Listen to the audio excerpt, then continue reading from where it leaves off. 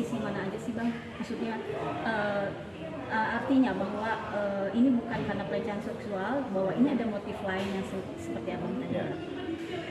Hakim mau cari motif lain, tapi itu di luar konteks persidangan. Karena persangkaannya adalah pembunuhan berencana. Hakim dan jaksa hanya akan berkutat di wilayah pembunuhan berencana. Persoalan motif itu persoalan nanti dulu deh. Yang walaupun ada cerita itu sebagai bumbu-bumbu aja sebenarnya. Jadi persoalan yang penting adalah hakim menentukan persangkaan pembunuhan berencana, siapa berbuat apa dan bagaimana perbuatannya dilakukan. Nah, itu dia yang dicarikan. Siapa berbuat apa dan bagaimana perbuatannya dilakukan, apakah memenuhi unsur pidana sesuai pasal apa tidak.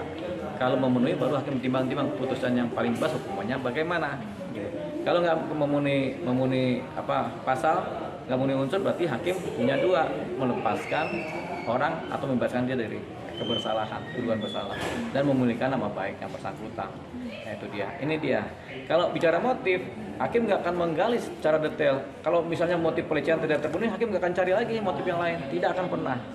Karena itu bukan arena persidangan.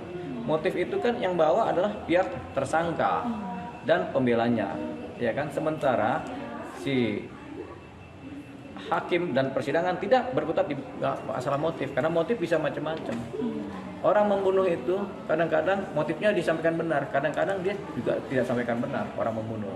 Misalnya kita sebenarnya membunuh karena kita pengen perkosa. Terus kita bilang, kenapa Anda membunuh? Banyak, oh saya pengen nyorong duit. Padahal motif sebenarnya adalah pengen memperkosa, karena tergiur adalah pindahan. Jadi pengen perkosa, tapi karena ditanya, oh sebenarnya saya pengen nyorong uang yang ada di dompetnya. Padahal motifnya bukan itu. Nah, sehingga yang sebenarnya nggak ketahuan tuh motif sebenarnya. Nah, makanya seringkali dalam pembunuhan berencana, motif ini seringkali menjadi latar belakang, tapi tidak signifikan sebagai pembenar. Ya, benar atau nggak benar, bodo amat. Yang penting kalau nggak terbukti udah. Tapi hakim nggak akan pernah cari motif yang lain. Itu paling cuma perifer aja, cuma dia cari bunga-bunga aja. Apa nggak? Kalau nggak ketemu ya udah nggak ada motif. Jadi bisa terjadi ini pembunuhan berencana yang motifnya abu-abu. Bisa terjadi. Tapi itu akan ini nggak sih Bang, kalau misalnya meringankan hukuman nggak sih kalau misalnya terbukti terjadi pelecehan seksual, akan meringankan hukuman Ferdy Sambo? Makanya itu tapi kalau tidak bisa terbukti juga apakah akan memperberatkan? Gitu. Kalau tidak terbukti dan ada banyak kebohongan, memperberat. Tapi kalau terbukti ada pelecehan, tentunya bukan memperingan, tapi membuat pertimbangan rasional untuk hakim memutuskan. Karena apa?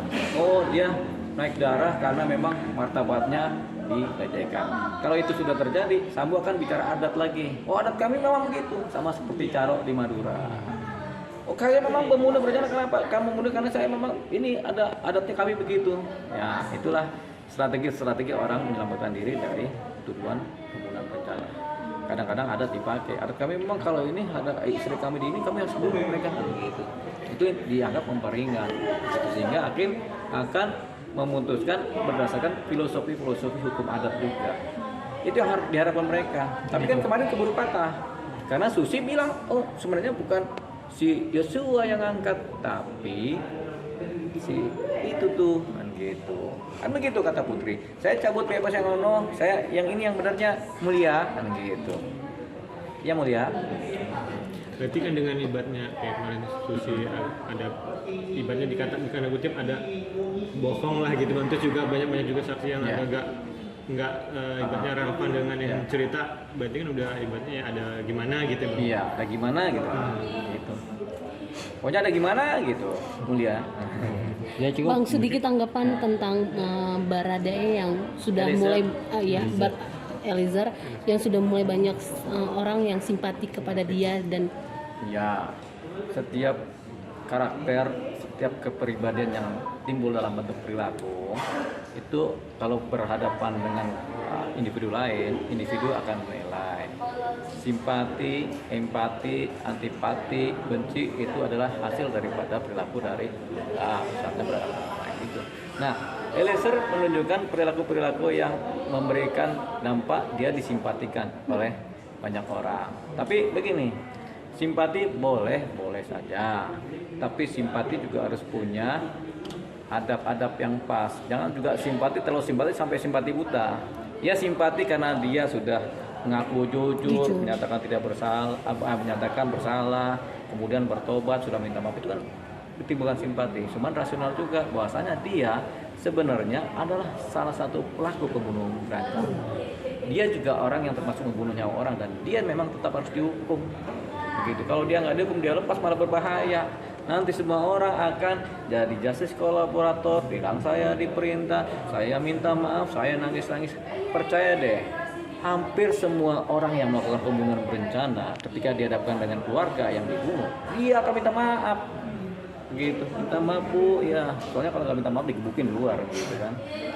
Jadi tidak ada alasan atas perintah atasan. Iya, karena perintah itu kan ada perintah yang layak dan ada perintah yang tidak layak. Apalagi dalam kepolisian itu ada aturan-aturan hukum di mana polisi bahwa boleh membantah atau tidak menuruti perintah atasannya yang patut diduga perintah atasan itu melanggar hukum.